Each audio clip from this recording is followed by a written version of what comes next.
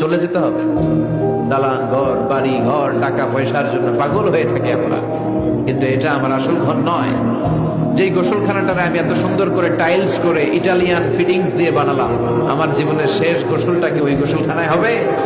কথা বলেন। যেখানে লাশ ধোয়ায় ওইখানে আমার গোসল হবে, এগুলো আমরা ভাবতে চাই না। কবরের জীবনটা আসল জীবন। বিশ্বনবী দোয়া করতেন, আল্লাহুম্মা ইন্না নাউযু বিকা মিন আযাবিল কবর। আল্লাহ, আমি আপনার কাছে কবরের আযাব থেকে পানাহ চাই, কবরের আযাব থেকে বাঁচতে চাই। এই কবরের মধ্যে অনেক ফিতনা হবে, অনেক সুয়াল হবে। কবরে প্রশ্ন আছে না নাই? কথা বলেন। প্রথম প্রশ্ন জিজ্ঞেস করা হবে, মার রব্বুক, তোমার রব কে? বলেন, আমাদের রব কে? ওমা দীনুক, তোমার ধর্ম কি?